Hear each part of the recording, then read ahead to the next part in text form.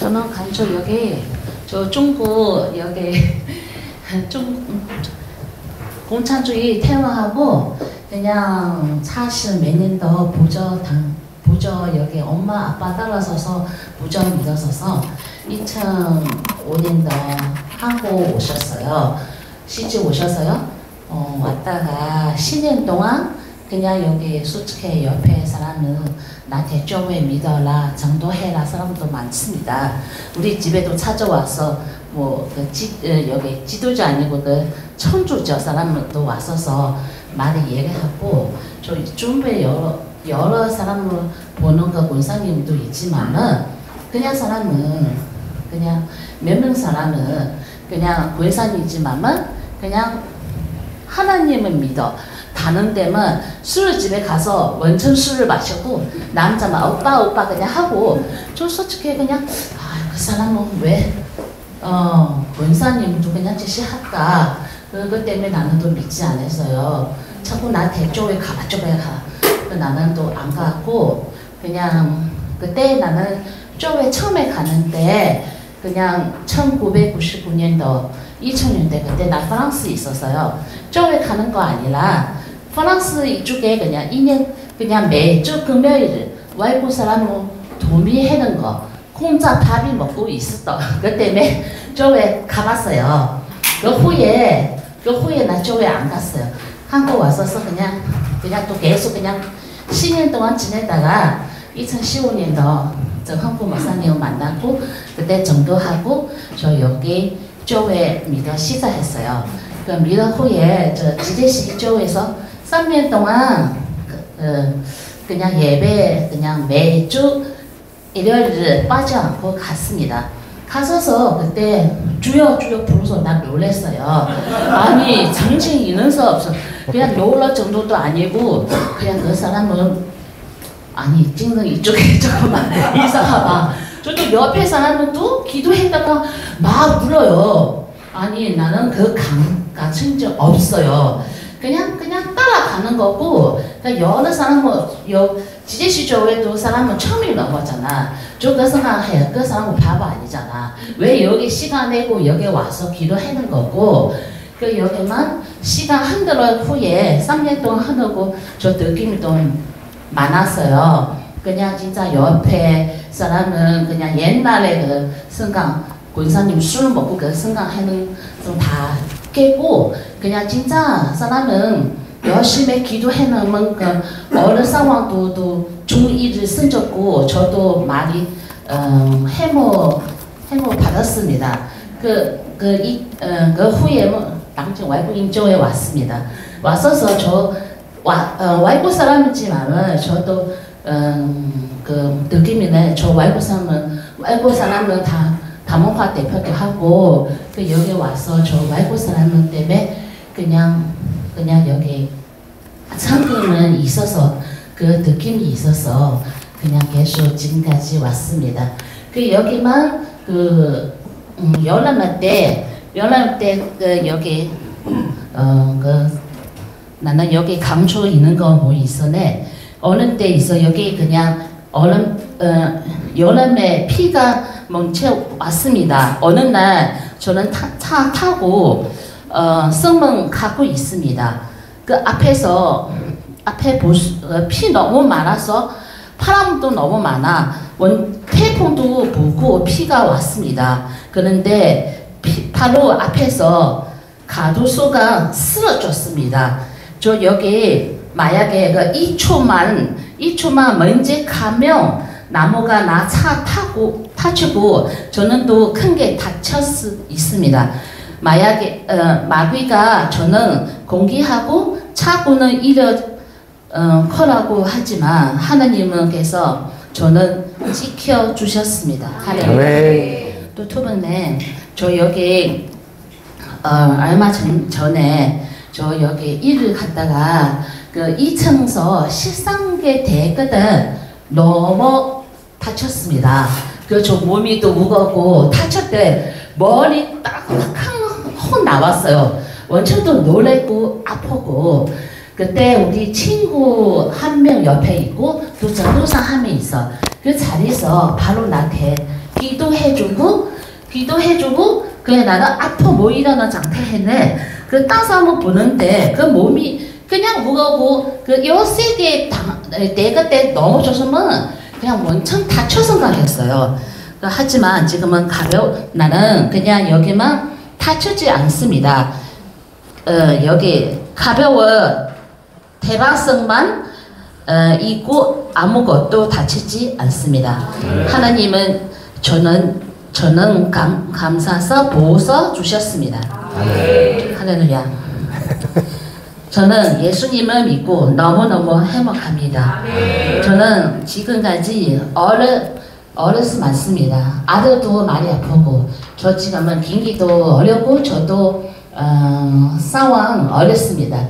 솔직히 저 여기 만약에 강추 원해. 저 지금은 만약에 하나님을 안 믿으면 저 자살도 할 수 있어요. 그 대신 저 하나님을 믿어 때문에 그 일 없어요. 저 여기만 나는 마음은 하나님을 믿었고 하나님은 나 마음속에 있었고 그냥 여기만 하나님께서는 반드시 저는 어려워 상황에서 강조 주시갑니다. 저는 하시는 믿습니다. 저는 위에 기도해 주셔서 감사합니다. 할렐루야.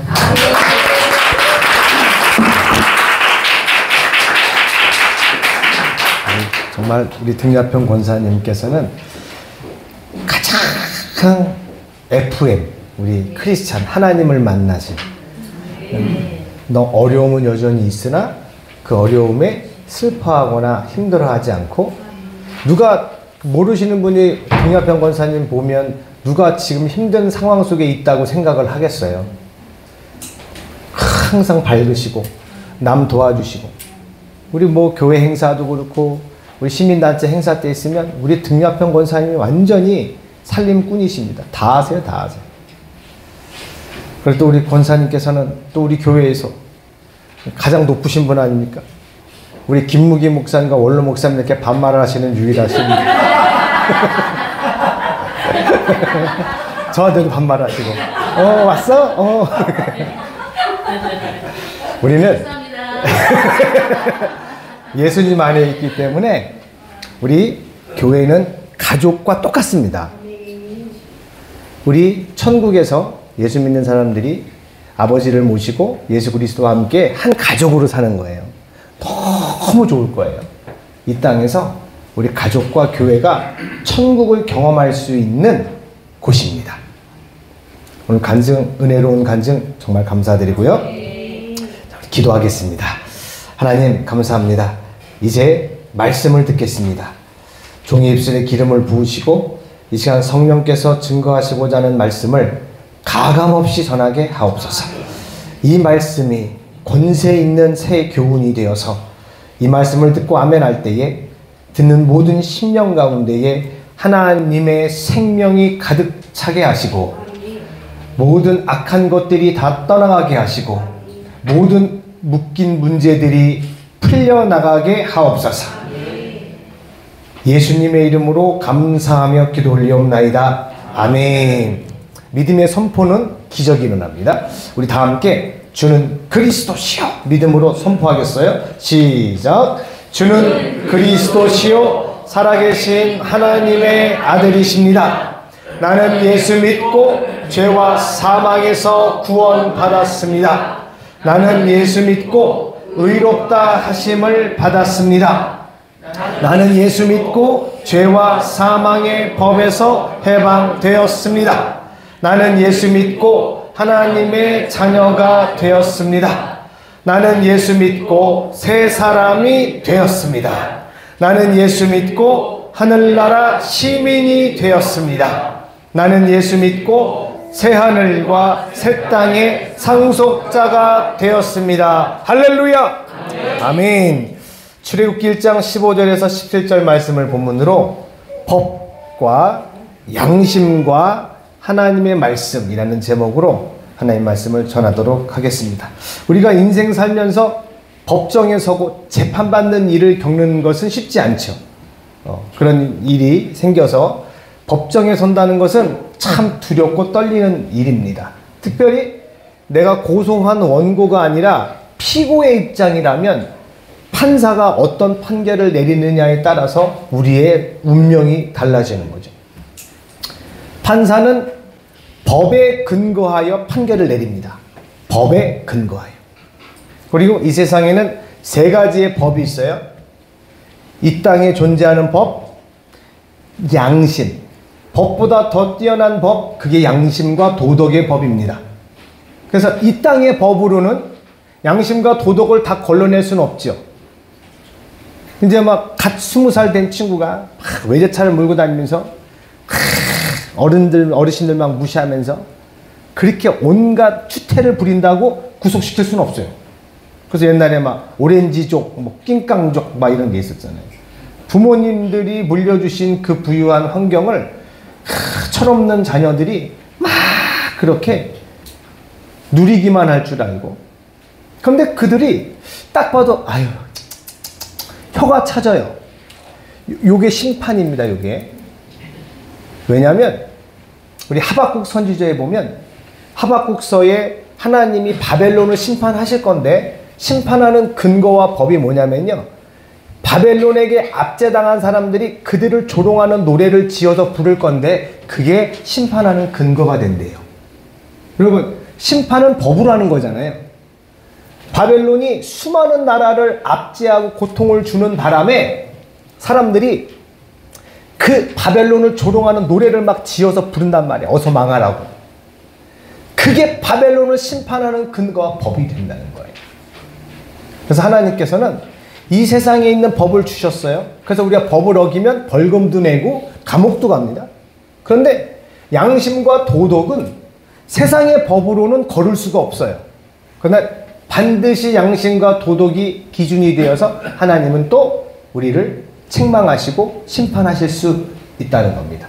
그래서 우리는 법을 지키려고도 살지만 더 성숙한 우리 사회인은, 그리스도인은 법으로 사는 사람이 아니라 양심에 거리끼지 않는 삶을 살아가는 사람들입니다. 그리고 양심과 도덕보다 더 높은 법이 뭐예요? 하나님의 말씀인 줄 믿습니다. 그래서 양심으로는 내가 저 사람 도와줘야지, 내가 이런 일을 해야지, 막 양심에 찔려요. 그거 안 해도 되지만. 그런데 이런 경우가 있습니다. 막 어려움 당한 사람이 있어요. 특별히 재정적으로 막 어려워요. 그래서 그를 도와주고 싶어요. 참 좋죠. 자기 양심을 따라 내가 도와줄 형편이 되니까. 그런데 함부로 도와주면 또 안 됩니다.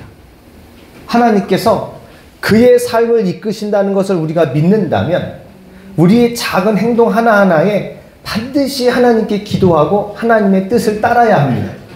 제가 말씀드렸죠? 이용규 선교사님, 내려놓음이라는 책을 쓰신 그분이 몽골 국제대학교 부학장을 지내실 때 그리고 교회를 하셨어요. 근데 자기 몽골 청년들이 너무 집이 가난해서 막 영하 30도 이렇게 막 내려가는데 석탄을 살 돈이 없는 거예요. 난방할 돈이 없는 거예요. 그러니까 난방을 안 하고 영하 30도에서 사는 거예요. 그러니까 그 상황을 들은 이용규 목사님이 너무 가슴이 아픈 거예요. 그분이 내려놓음이라는 책을 쓰셔가지고 너무 많이 팔려서 인세가 막 수억, 수십억이 들어왔거든요. 그리고 막 재정적으로 좀 있었기 때문에 그 청년들을 도와주는 것은 일도 아니에요. 그리고 다른 남도 아니고 자기네 교회 청년이잖아. 그래서 그를 도와주려는 마음이 가득 찼는데 하나님께서 말리신 거예요. 도와주지 말라는 거예요. 도와주지 말라는 거예요. 그러니까 이용규 이 선교사님이 하나님하고 그걸 가지고 씨름을 많이 하셨대요. 하나님, 저 친구들 너무 힘듭니다. 아니 이게 뭐 죄 짓는 것도 아니고 이거 도와주면 안 됩니까? 하나님이 안 된다는 거예요. 왜 안 된다고 하셨을까요? 내가 그들을 그 어려움 가운데서 내가 그들을 친히 이끌고 있다. 근데 왜 네가 끼어들어서 내가 그들을 돕지 못해서 안 돕냐? 내가 그들을 도울 능력이 없어서 가만히 있느냐? 아니다 그거예요. 여러분, 하나님이 우리에게 주신 상황은 완전한 상황입니다. 하나님이 우리에게 주실 수 있는 최고의 환경이라는 것을 우리는 믿어드려야 돼요. 그래서 막 남하고 비교하면서 저 사람은 저러는데 우리는 왜 이래요 하나님. 우리는 이런 식으로 절대 하나님께 기도해서는 안 됩니다. 우리는 하나님께 기도하고 예배 드릴 때는 감사합니다. 무조건 감사합니다. 아픈 것도 감사, 힘든 것도 감사, 사기 맞은 것도 감사, 다친 것도 감사. 그래서 세상에 길 가다가 앞에 쾅 하고 나무가 쓰러져 버렸대요. 권사님이. 이건 다치진 않은 거지만 얼마나 놀랬어요. 근데 하나님께 감사한 거예요. 지켜주셨으니까 하나님께서. 그리고 계단을 13계단이나 굴러 떨어지신 거예요. 여러분 권사님 나이쯤 되시면 계단이 뭡니까? 옆에 이렇게 이렇게 푹 하고 엉덩방아만 잘못 쪄도 큰일 납니다. 근데 13계단을 구르셨어요. 스턴트 우먼도 아니시고. 큰일 난 거죠. 큰일 난 거죠. 그러면 아우 재수없어 진짜 내가 왜 이래 하고 불평할 만도 하잖아요. 불평할 만도. 그런데 하나님이 나를 지켜주셨다는 것을 확인하는 순간 그 고난의 상황이 감사한 거예요. 내가 비록 굴러서 몸은 큰일 날 뻔했지만 하나님이 이 상황 속에서 나를 지키셨다는 것을 체험했기 때문입니다. 오늘 출애굽기 1장에 아주 무서운 일이 벌어졌어요. 처음에 70명이 기근을 피해서 애굽 땅으로 갔잖아요. 그런데 요셉이 총리가 돼서 자기 가족들 70명을 잘 보살폈어요. 그리고 400년이 흘렀어요. 그 70명이 몇 명이 됐어요? 300만 명이 됐어요. 더 될 수도 있어요. 400~500만 명이 될 수도 있어요. 그러니까 애굽에서 걱정이에요. 저것들이 우리보다 더 많아졌다. 만약에 전쟁이 나면 저놈들이 적과 함께 우리를 공격하게 되면 우린 큰일이다. 그래가지고 일을 심하게 시키고 완전 노예로 삼았어요. 노예로 삼았어요. 그런데 힘들게 하고 막 그러면 점점점 약해질 줄 알았는데 더 세지네. 일을 더 세게 시키는 바람에 막 근육이 막 이렇게 되고 건강이 더 좋아진 거예요. 생육이 막 중단한 거예요. 그래서 막 애굽의 첫 번째 국정 과제는 뭐예요? 저 이스라엘을 어떻게 처리할 것인가? 저 늘어나는 인구를 어떻게 막을 것인가? 이거예요. 그래서 어떤 법을 내렸습니까? 산파들을 불렀어요. 나 너희들 이스라엘에서 애 낳으면 너희들이 가서 애 받아주지? 네, 폐하. 남자가 낳으면 죽여. 산파들에게 왕이 명령을 내렸어요. 지금 우리 대한민국에 왕이 없죠? 법이 있죠, 법이. 대통령도 5년 하고 끝납니다. 왜 그렇죠? 더 하고 싶으면 더 하시면 좋을 텐데 법이 그러하니까. 우리나라 헌법에 대통령은 몇 년 하라고요? 5년. 그러니까 우리 대한민국이 얼마나 복받은 나라입니까? 법이 작동하는 나라예요. 다른 나라에 뭐 법이 없나요? 북한의 헌법에 종교의 자유가 있어요? 없어요? 있죠. 법으로는 있어요. 근데 그 법이 작동이 되질 않아요. 한국에도 얼마 전에 예배를 드리지 말라는 법은 아니었죠. 시행령이 선포됐어요. 그래서 수많은 교회가 예배를 안 드렸습니다.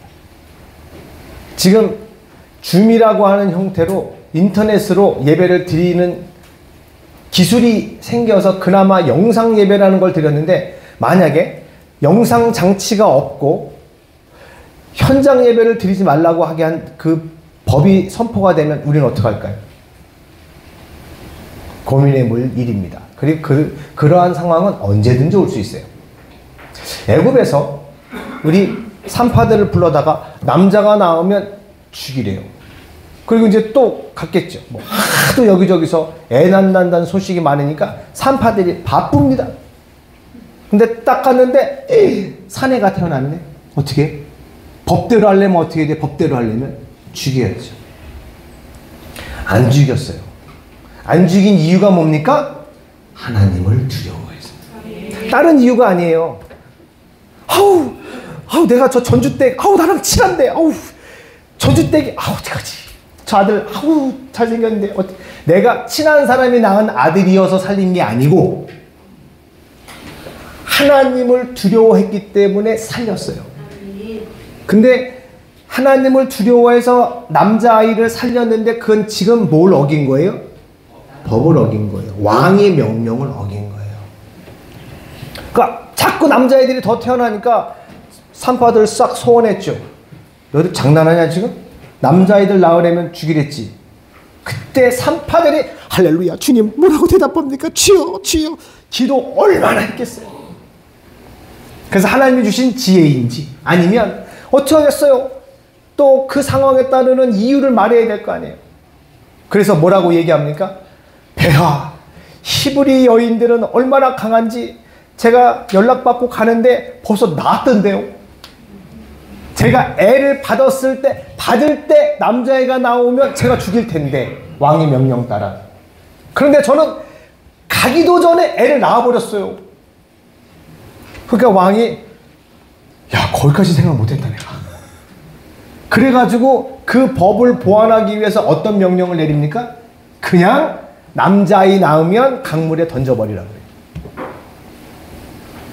사랑하는 여러분, 기도가 예배가 불법이 될 때가 옵니다. 우리 하나님을 믿는 크리스찬들은 세상의 법, 양심의 법 이것들이 우리의 삶을 흔들려고 하더라도 우리는 오직 하나님의 말씀대로 살아갑니다. 우리는 절대 이 예배의 자리, 하나님께 예배하는 이 예배는 지금 천국에서 예수님과 살아가는 가장 확실한 모형이거든요. 우리가 예배하며 하나님과 교제하고 말씀 듣고 찬양하는 게 여기가 천국이에요. 천국입니다. 사랑하는 여러분, 세상 없어도 하나님 앞에 나와 예배 드리는 것을 절대로 포기하지 마시기를 축원합니다. 대면 예배를 드리셔야 돼요. 인터넷 예배는 성경적으로는 예배가 아닙니다. 그러나 또 반대로 세례도 성경적인 세례는 물에 들어갔다 나오는 침례예요. 그런데 뭐 장로교나 몇몇 교단에서는 이렇게 사람이 물속에 들어갔다 나오는 침례, 세례가 아니라 물을 이렇게 뿌리는, 그러니까 물을 적셔서 이렇게 함으로 해서 물 아래에 있다라고 하는 표시를 내긴 합니다. 그래서 세례 의식을 그렇게 합니다. 그러면 그거 가지고도 참 논란이 많아서 뭐 재침례파 이런 사람들도 있었어요. 그 옛날에 이렇게 세례를 물로 찍는 걸로 받았는데 성경을 읽다 보니까 어라? 예수님께서 물속에 들어갔다 나오라고 하셨는데 이게 물로 뿌리면 안 되겠네? 그냥 오직 한 가지 마음, 나는 말씀대로 하겠다. 그래서 저는 다시 물속에 들어갔다 나오겠습니다 라고 했는데 또 그렇게 하겠다 그러면 그렇게 해주면 되잖아요. 그렇게 하세요. 저는 이렇게 세례도 받았고 풍덩 세례도 받았습니다. 왜냐? 저도 장로교회 처음 교회를 다녔기 때문에 세례 받을 때 목사님께서 물로 이렇게 뿌려주셨어요. 딱 찍어주셨어요. 그래서 그때도 은혜 받고 세례 받았다고 했는데 성경을 이렇게 보고 그런 역사를 알게 되니까 나도 성경대로 세례를 받고 싶은데, 그래서 저도 물속에 들어갔다 나오는 침례를 다시 받았습니다. 뭐 누구도 뭐라 그러지 않았어요. 근데 교회사를 보면 다시 침례를 받겠다고 선언을 해서 침례받은 사람들 중에 순교자가 약 5천만 명이 됩니다. 그러니까 종교 지도자들이 그냥 우리가 하라는 대로 세례 받았으면 됐지 뭘 또 침례를 다시 받는다 그래? 성경에서 이렇게 물에 들어가라 그랬는데요. 그러면 우리는 지위 고하를 막론하고 성경이 법입니다. 할렐루야. 근데 천주교와 이 종교 지도자들이 자기들의 권위와 교리에 맞지 않는다고. 그래? 끝까지 다시 침례를 받겠다 그거야? 네, 저희는 성경대로 성경적 세례를 침례를 받겠습니다. 그리고 세례받고 나오는 대로 죽여버렸어요. 죽여버렸어요. 옛날에는요, 개인이 없었어요. 지금 우리나라의 인권의식 가지고 중세시대, 고대 그런 때를 이해하시면 안 돼요. 노예들은 물건입니다, 물건. 조선시대 때도 사람 값보다 말값이 사람의 7배, 8배였어요. 그래서 감히 교회의 권위에 도전하는 너희들 그래 니들 하고 싶은 대로 해. 그리고 죽여버렸어요. 그게 수천만 명에 달합니다. 그래서 우리는 하나님의 말씀을 따라 행동해야 됩니다. 누구도 나를 하나님의 말씀으로부터 억압할 수도 없고 붙들어맬 수도 없어요. 그래서 산파들은 하나님을 두려워하여 아이들을 살렸고 하나님께서는 그 산파들을 왕성케 해서 큰 복을 주셨습니다. 우리가 이 땅에서 하나님이 주시는 놀라운 은혜를 체험할 수 있는 가장 확실한 방법, 말씀으로 결정하는 겁니다. 말씀을 기준으로 결심하는 겁니다.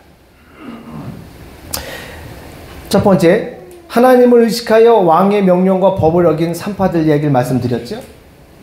또 기도가, 예배가 불법이 되어버린 상황이 성경에 나와요. 다니엘 때였었죠. 다니엘이 젊은 나이에 총리가 딱 되니까 같은 관원들이 너무 시기가 나서 왕에게 찾아가서 법을 만들자 그래요. 왕이여, 법을 하나 만드시는 게 어떻겠습니까? 뭔 법을 만들어?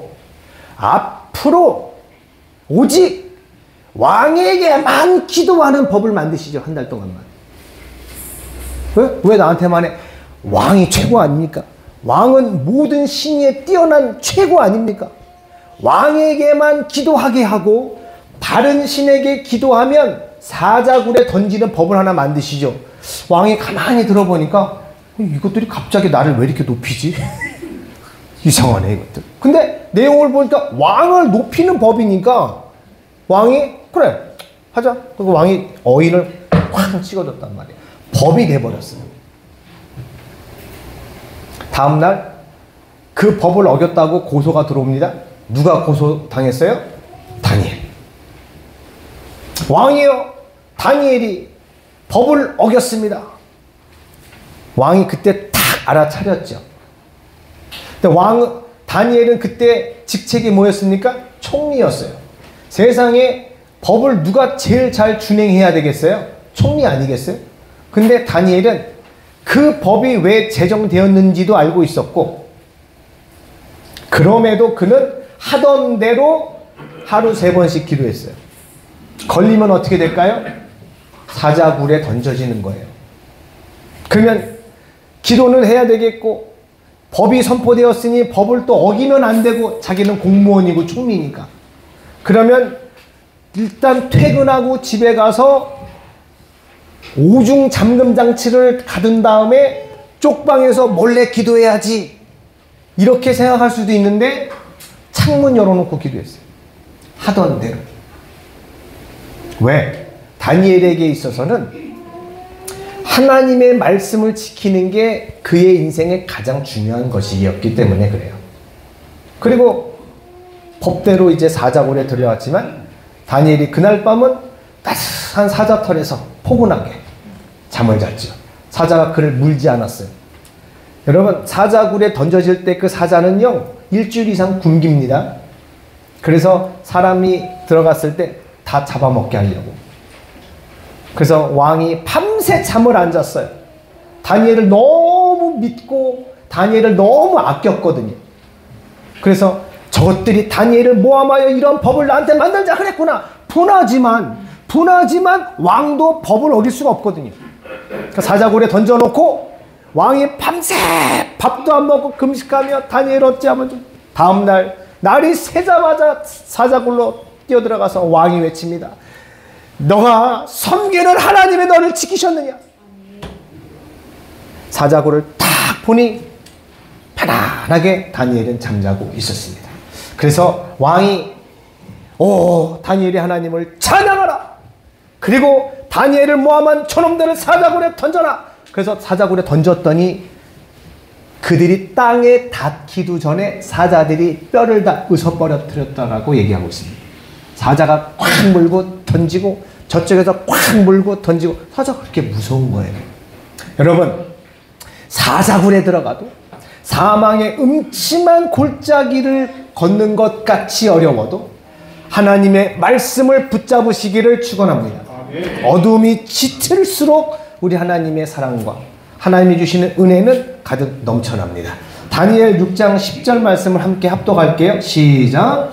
다니엘이 이 조서에 왕의 도장이 찍힌 것을 알고도 자기 집에 돌아가서는 윗방에 올라가 예루살렘으로 향한 창문을 열고 전에 하던 대로 하루 3번씩 무릎을 꿇고 기도하며 그의 하나님께 감사하였더라. 아멘. 그래서 어떠한 이유에서든지 간에 교회는 예배드리지 마세요. 모이지 마세요. 그래도 저희 교회는 모입니다. 각자 하세요. 여러분의 마음에 나는 예배 드려야 됩니다. 그런데 옆에 이 집사, 박 집사, 최 집사가 이제 자기는 안 간대.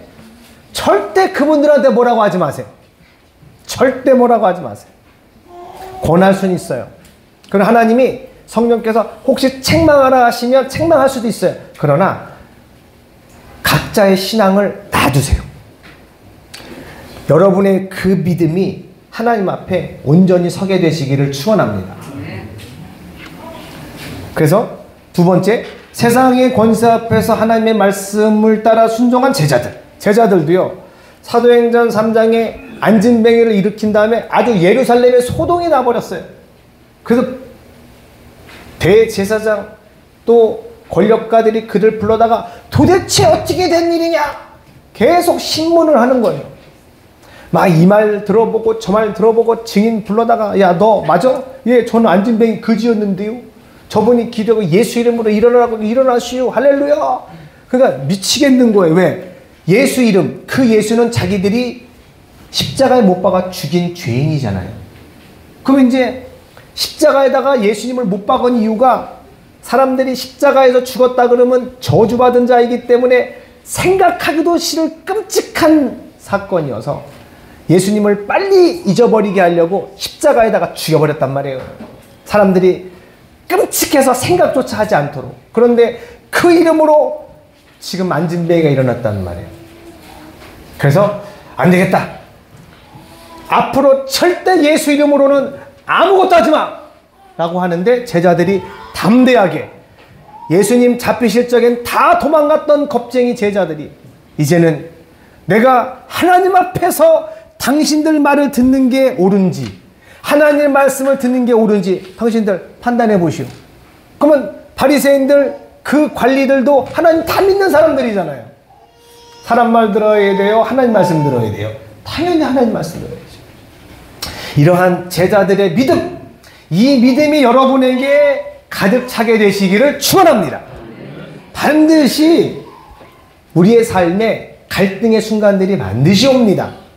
요거 잠깐 그냥 내가 그리스도인으로서 조금 내 양심에 꺼리 끼긴 하지만 요거 잠깐 눈 감으면 야 이거 한 5천만 원 벌겠는데 그리고 그게 죄도 아니야. 법에 걸리지도 않아요.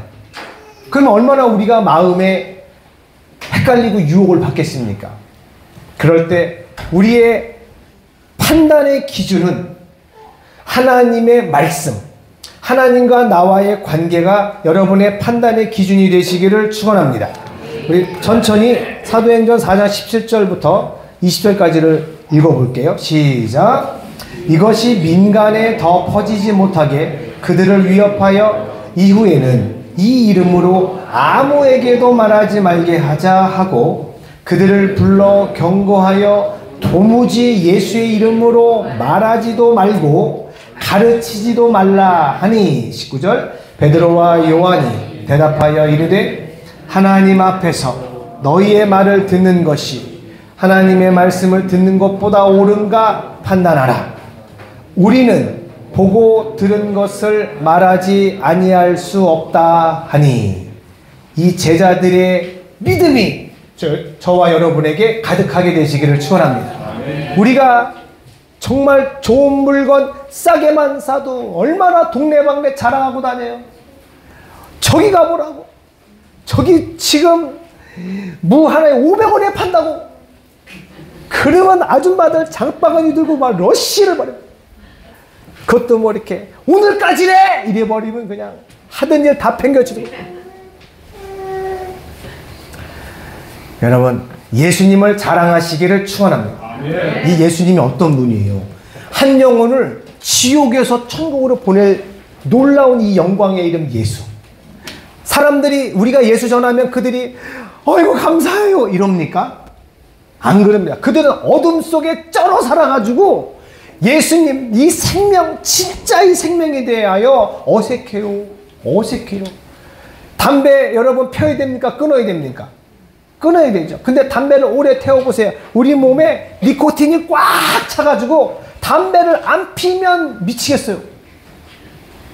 하나님 없이 그동안 너무 살았기 때문에 하나님의 말씀이 불편해요. 하나님의 말씀이 맞지 않은 것 같아요. 그러나 우리는 그들에게 하나님의 말씀을 전해야 합니다. 전하시기를 축원합니다. 아, 목사님 해봤는데 안 돼요. 제가 옛날에 전도사 할 적에 우리 학생들에게 그날 이제 우리 한번 예배 전에 친구들 전도하러 가자. 그랬고 막 동기를 부여했더니 우리 초등학교 아이들이 가슴이 막 벅차가지고 아멘! 제가 친구들 3명 데리고 올게요. 전사님 전 2명 데리고 올게요. 그래가지고 저희 반이 한 10명쯤 됐었는데 자! 가라! 그래도 애들이 할렐루야 하고 다 나갔는데 좀 이따 다 들어왔는데 아무도 전도 못했어요. 아무도 못했어요. 그랬더니 이제 와서 그러는 거예요. 전도사님 누구는 안 간다 버리고 누구 놀러 갔고 막 그래서 제가 그때 저도 낙심했어요. 막 아이들에게 전도하러 나가자고 얘기할 때 막 가슴이 뜨거워졌거든요 제가. 그리고 마치 얘네가 이제 막 나가면 그냥 줄줄이 사탕으로 막 한 사람이 10명씩 데리고 올 것 같은 느낌이 들었어요. 그래가지고 할렐루야! 그리고 저도 기대하고 있었는데 아무도 못 데리고 왔어요. 제가 어떤 분 목사님의 간증을 들었는데 그 목사님의 아버님이 목사님인데 개척을 하나님으로부터 사명을 받으셔가지고 개척교회에서 교회가 성장하면 다른 데 개척하시고 그래서 평생을 어렵게 사셨어요. 그래서 이 목사님도 고등학교 때 너무 돈이 없어가지고 이제 고등학교 때 현장 노가다를 하는데 다리가 다쳤음에도 그거 티내면 잘릴까봐 그냥 숨기고 딱 하는데 이분 등치가 좋아요. 그랬더니 등치 좋은데 일할 수 있겠어? 네! 시켜만 주십시오. 그래가지고 질통지는 걸 시킨 거예요. 벽돌을 이만큼 메고 3층까지 올라가서 죽습니다. 진짜 죽습니다.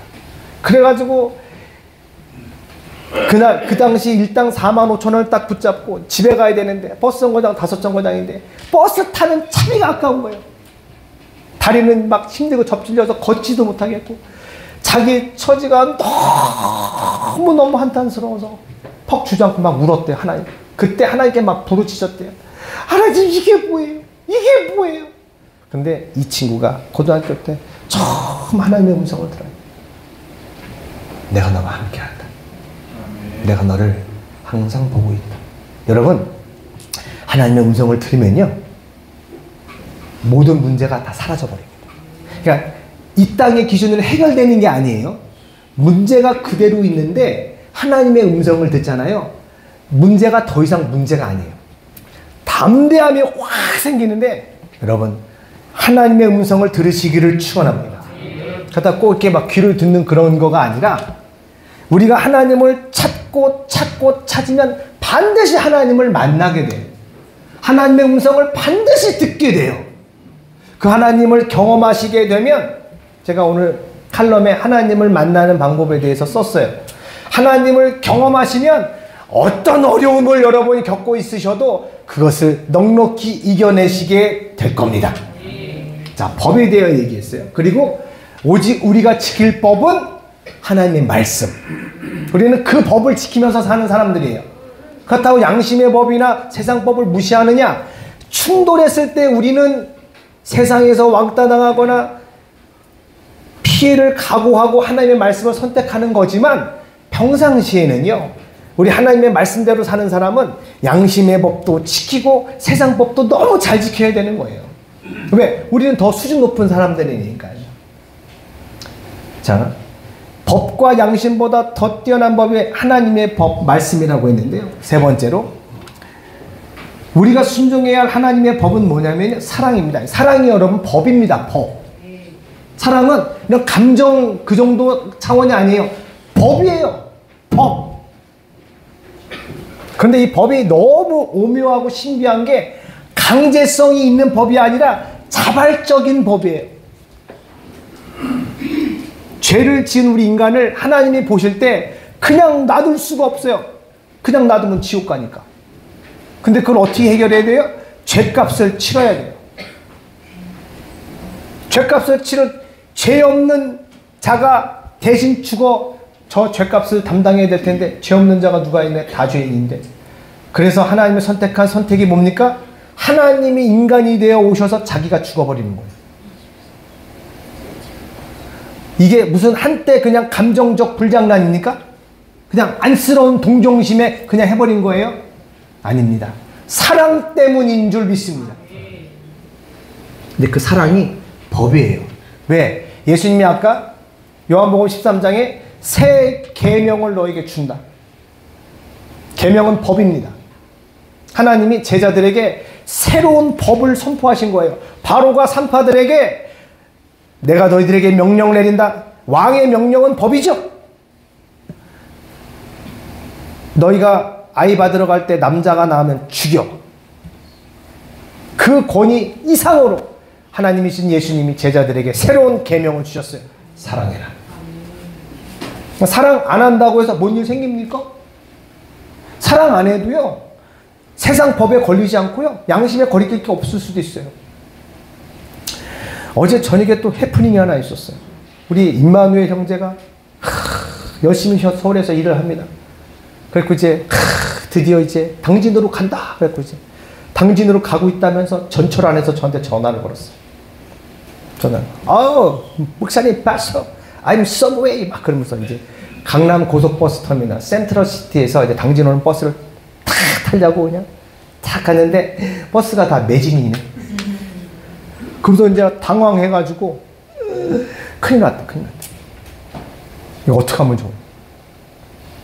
그래서 제가 일단은 찜질방 오늘 슬립 찜질방 그리고 내일 아침 6 o'clock in the morning 첫 차로 오라고. 근데 쉽지가 않죠. 그래가지고 이걸 어떻게 해야 되나. 또 우리 또 임마누엘이 서울을 좀 다녀보고 그래가지고 남부 터미널 우리가 막 알아봐 줬거든요. 막 저하고 저희 아내가 막 그랬더니 완전히 막차까지 다 매진이에요. 여러분 당진은 정말 기차와 전철이 없을 뿐이지 서울 가는 노선이 항상 매진인 생동감 넘치는 도시가 당진입니다. 그러니까요. 뭐 월요일날 서울 가는 버스 예매 안 했다가는요. 현장 가서 표 끊는다? 표 없습니다. 당진에 오는 것도 마찬가지입니다. 저녁 때 예매해 놓지 않으면 그냥 자기 시간에 맞춰서 서울에서 표 끊고 당진 온다? 표가 없어요. 그래가지고 우리 임마누엘이 천안 그러니까 천안 갔다가 오겠다고. 일단 내려오긴 내려와야 되니까. 근데 그것도 너무 멀잖아요. 그래가지고 남부터미널 봤더니 남부터미널도 없어요. 주여. 그래서 막 기도하는데 서산을 한번 보자. 서산. 그 마음이 딱 들었는데 서산이 딱 한 자리가 남았어요. 43번. 그래가지고 얼른 예매 딱 하고 보내줬어요. 딱 보내줬는데 이제 그때부터 저는 이제 저희 아내와 이제 신경전이 벌어지는 거예요. 저는 이제 걱정이 되는 거예요. 서산에 내리면 서산에서 여기까지 어떻게 와요? 임마누엘이 잘 모르잖아요. 그래서 일단 내가 데리러 가야 되겠다 싶은데 또 예나가 밤에 잠을 잘 안 자가지고 막 피곤해서 막 그러는 바람에 제가 예나 잘 재우는 담당이거든요. 그러니까 예나를 놓고 갈 수가 또 없어요. 근데 얘 데리고 갈 수도 없죠. 또 그걸 애를 찬바람 쐬면 안 되니까. 그 저는 이거 서산 오면 내가 데리고 가야 될 분위기인데 싶은데 아내는 벌써 저랑 20년 이상 살았지 않습니까? 벌써 분위기만 딱 보면 쓸데없이 오지랖 피지 말라고. 그 제가 차가 없는데 차를 이제 대중교통으로 요즘에 그게 다 나오잖아요. 노선이. 서산 터미널에서 당진 터미널 오는 버스를 알아봤어요. 1시간 40분이 걸려. 이렇게 시내버스가 돌고 돌아. 근데 그 차도 또 끝났어요. 갈아타야 돼. 근데 임마누엘이 그 갈아타는 걸 어떻게 하겠어요? 여러분, 저쪽은 막 서산과 당진 사이에 있는 버스 정거장들은요, 불빛이 없습니다. 불빛이. 거기서 누가 와서 때리고 묻어버려도 몰라요. 그러니까 제가 이거를 갈아타라고 하는 방법을 알려줄 수가 없는 거예요. 이제 좀 있으면 서산 도착하는데. 그래가지고 데리러 가야 될 것 같은데. 근데 이제 저희 아내는 제가 너무 그런 걸로 그냥 과한 친절로 몸이 피곤하니까. 근데 제가 그런 오지랖성 친절로 인하여 누가 피해를 봅니까? 가족들이 피해를 봐요. 가족들하고 한 약속을 제가 옛날에는 경홀히 여겨가지고 다른 중요한 일이 있다 싶으면 아우 제가 해드릴게요 이래가지고 가족들끼리의 약속이나 시간을 제가 못 갖는 거예요. 그럼 막 저도 피곤하고. 그 아내가 임마누엘이 와달라고 요청했나요? 그건 아니야. 기다리라고. 상대방이 요청을 하면 그때 움직이라고. 근데 어쨌든 막 시간이 막 다가오고 저는 이제 간다라는 말은 안 해요. 그러면 이제 서로 이제 불편해지죠. 아내도 저를 사랑해서 걱정해줘서 하는 말이잖아요. 그래서 이럴 땐 어떻게 합니까? 기도하는 수밖에 없어. 주님, 주여. 그랬더니 저희 아내가 막 뭘 찾아보더니 부천 가는 버스를 타래요. 서산에서. 왜냐? 서산에서 부천 가는 버스가 당진을 거쳐가니까. 그걸 찾아낸 거예요. 그래가지고 아내가 저한테 알려갖고 제가 할렐루야. 근데 마침 그때 임마누엘이 천진난만하게 서산 도착했다고. 이제 그래서 제가 그걸 알려줬어요. 빨리 가. 부천. 근데 부천은 25분 차였고 안양 가는 게 30분 차라 5분 정도 여유가 더 있어요. 8시 30분 안양. 그랬더니 소리로 들려요. How much? 뭐 티켓 how much? 막 우리 임마누엘이 안양 가는 거를 이렇게 사는 게 들려요. 그래서 제가 바꿔달라 그랬어요. 그 사람은 바꿨어요. 저기요 8시 30분 안양이 당진을 경유합니까? 경유한대요. 할렐루야. 그래 그거 사라고. 그리고 버스 드라이버 기사님께 부탁하라고. 나 당진 내려요. 당진 얘기하라고. 왜 이것도 중간에 경유지는요. 이거 안 내리고 갑자기 돌았다. 그러면 종점까지 가는 거죠. 그래가지고 이제 그렇게 얘기하라고 시켜놓고 또 이제 우리 예나를 재우고 있는데 전화가 왔어요. 드라이버, 목사님 빠쏘 드라이버. 기사님을 바꿔주는 거예요. 그건 자기가 얘기 좀 하지. 그래서 바꿨더니 기사님께서 제가 이제 바꿨길래 내용은 알잖아요. 기사님, 이 친구가 당진에서 내립니다. 당진에서 세워주십시오. 그랬는데, 제가 이런 걸 좀 말씀드려 죄송합니다만, 그 기사님이요, 언챙이셨어요. 발음이 새시는 거예요. 제가 그분의 말을 알아들을 수가 없어요. 아냥, 막 그래요. 그러셨거든요. 진짜 출발은 해야 되는데, 기사님, 이거 당진에서 쓰는 거 맞죠? 네. 그 네는 하시더라고요. 네. 그러면 이 친구 당진에 서실 때 내리라고 좀 얘기해 주세요. 그때 아니야. 막 그래요. 그래서 그냥 내려주시면 되지 왜 한양 막 그래요. 그래서 마음은 조급하고 막 차 출발 시간은 다가오고. 그래서 제가 천천히 다시 기사님 당진에 서시면 이 친구 내려주세요. 그랬더니 안양표를 갖고 있어요. 그 소리예요. 안양은 종점이고 당진은 서산에서 가까운데 당진을 끊으면 되는데 안양표를 산 거예요. 그러니까 비싸게 끊은 거죠. 비싸게. 제가 이해하니까 제가 그게 뭐 언제 가서 바꾸고 언제 지금 출발하는데 됐어요 기사님. 그거 괜찮아요. 그냥 그거 안 바꿔도 되니까 그냥 당진에서 내려주세요. 네. 그래서 이제 딱 왔는데 도착하고 전화도 안 해요 또 이제. 그리고 제가 도착했나 안 했더니 목사님 나 I take a shower. 그래가지고 저는 긴장하고 도착을 이거 20분이면 하는데 왜 안 하나 싶었는데 딱 도착해서 이제 샤워하고 딱 편하게 자고 있는 거예요. 주야. 그래서 이런 저런 일들이 막 생기잖아요. 어제도 네팔 분 우리 뒷벅 소개시켜주는 우리 선교사님이 전화가 와가지고 저 양양에 아니 저 밀양에 네팔 근로자가 있는데 막 어려움 당했다고 막 연락이 왔어요. 그래서 이제 저분을 어떻게 해야 될지 막 기도하는 중에 있어요. 여러분, 우리가 하나님의 마음으로 살면 사랑의 법을 지키고 살아야 됩니다. 근데 그 사랑의 법의 수위가 어느 정도예요? 내 모든 것을 내어주어 사랑해야 합니다. 근데 자식을 사랑하는 것은 애쓰지 않아도 되죠. 내 새끼니까. 근데 이웃을 사랑하고 부모를 사랑하는 것은요, 애쓰고 힘써야 됩니다. 내 힘으로는 안 됩니다. 성령께서 우리 안에 계실 적에만 가능합니다. 그래서 우리는 이제 세상의 법, 양심의 법이 아니라 하나님의 법을 가지고 지켜 살아야 되는데, 이 갈라디아서 5장 22절, 23절에 이런 말씀이 있어요. 세 번째 제목이 우리가 순종해야 할 법은 사랑의 법이고, 이 사랑으로 가정과 교회를 여러분 세우셔야 됩니다. 이 사랑으로 세우셔야 됩니다. 명령과 억압과 법으로 세우는 게 아니라요, 사랑으로 세우셔야 됩니다.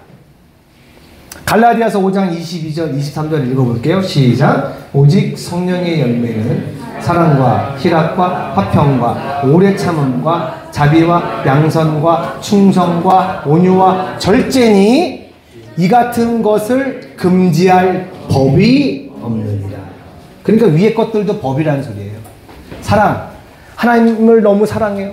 희락, 하나님 때문에 기뻐요. 이게 법이에요, 여러분. 법. 우리가 하나님 만나서 너무 기뻐요. 집에 가서 막 너무 좋아서 예배 끝나고 막 가는데 예수 안 믿는 집안 식구가 아이고 꼴 좋다. 지금 우리 월세 밀려가지고 지금 힘들어 죽겠는데 지금 노래가 나오냐? 그러나 하나님이 부어주시는 기법은 금지할 법이 없습니다. 근데 우리가 절제는 해야 되겠죠. 예수 안 믿는 불신자들 앞에 나는 하나님 믿어서 너무 행복하다고 하면 그 사람들은 하나님을 모르니 맞춰줘야죠. 맞춰줘야지.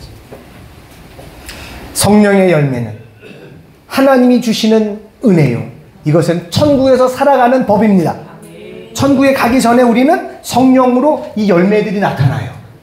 사랑과 희락과 화평과 성령이 역사하시면 싸울 일이 없습니다. 화평이 가득 찹니다. 마태복음 7장 21절 이하에 권능을 행한 사람들이 예수님께 나와서 우리가 주의 이름으로 권능을 행하지 않았습니까? 주님 왜 우리를 모른다 하십니까? 그때 예수님께서 뭐라 그러시냐? 이 불법을 행한 자들아 그래요. 그들이 예수 이름을 쓴 게 왜 불법이었을까요? 하나님의 법은 뭐라고요? 사랑입니다. 고린도전서 13장 3절 그거만 한번 열어보세요. 고린도전서 13장 3절 함께 읽어볼게요. 고린도전서 13장 3절 함께 읽겠습니다. 시작. 스스로 구제하고 또 내 몸을 불사르게 내어줄지라도 사랑이 없으면 내게 아무 유익이 없느니라. 아멘. 사랑이 없으면 불법이에요. 그 사람이 예수 이름으로 귀신 쫓아도요, 사랑이, 하나님의 사랑이 없이 했으면 불법입니다. 불법. 천국 가서는 그거 인정 안 돼요. 통과 안 돼요. 다 하나님의 말씀과 법에 걸려요. 너 사랑이 없었네. 근데 우리 사랑으로 되겠습니까? 우리 사랑으로는 안 돼요. 하나님의 사랑으로만 가능합니다. 여러분 꼭 오늘 니콜라스 윈턴이라는 분을 꼭 한번 검색해 보세요. 넘겨보세요. 니콜라스 윈턴이라는 분이 영국 분이신데요.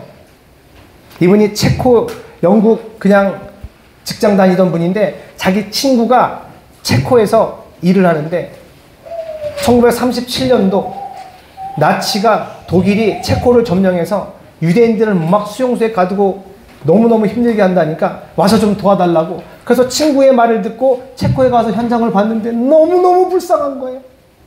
그래서 그가 다녀와서는 영국 정부에 탄원을 넣고 자기의 거의 전 재산을 다 써가지고 그 난민 캠프에서 고통당하는 아이들, 어른들은 다 못했어요. 아이들 669명을 8번에 걸쳐 기차로 다 빼냅니다. 근데 그 어마어마한 기록을 자기 일기장에 자기 문서 정확하게 기록해놨는데 묻어버렸어요. 50년 동안. 그런데 이사 갈 때 집 정리하다가 아내가 50년 만에 그 기록을 발견했어요. 그 아내가 너무 감동받은 거예요. 그래가지고 거기 있는 사람들 수소문해서 몇 명한테 얘기를 해서 연락을 했더니 당사자들도 자기는 영국 가정에 다 입양된 게 어찌어찌 된 건 줄 알지, 저 니콜라스 윈턴의 헌신 때문에 자기가 그 죽음의 수용소에서 나와서 살게 된 줄 모르는 거예요. 그 아내가 그걸 다 알려주니까 이분들이 감격을 한 거죠. 그래서 깜짝 쇼를 준비했어요. 방청객의 스튜디오에 저분이 빼낸 고아들이 다 방청객으로 앉아있는 거예요. 그리고 나중에 옆에 있는 사람이 자기의 신분을 밝히자 이분이 울어요. 유튜브에 저분 치면 다 나옵니다. 그리고 사회자가 그래요. 혹시 여기 니콜라스 윈턴 씨 때문에 죽음에서 살아나오신 분 계시면 일어나 주시겠습니까? 전체가 다 일어나는 거예요. 그래서 그는 영국 기사 자기를 받고 체코에서 최고 훈장을 받았어요. 근데 사회자가 물었습니다. 아니 이 이야기를 왜 알리지 않았습니까? 가족들에게조차. 그의 대답은 제가 데리고 나오지 못한 250명 때문에 대한 죄책감으로 저는 살았습니다. 250명 아이를 데리고 나오지 못한 그 죄책감에 그 아이들이 거기서 고통당하고 죽어가는 그 생각에 이거 말할 수가 있어요. 자랑입니까? 뭡니까? 이게. 사랑하는 여러분, 하나님이 우리의 삶에 어떻게 역사하실지 아무도 몰라요. 여러분의 삶을 여러분이 살아가지 마시고 하나님께 맡기셔서 하나님의 사랑이 여러분의 삶을 도구로 이 땅에 하나님의 나라가 세워지도록 여러분의 삶을 하나님께 드리시기를 축원합니다. 우리 말씀을 붙잡고 우리 주여 한번 외치고 동성으로 기도하겠습니다. 주여!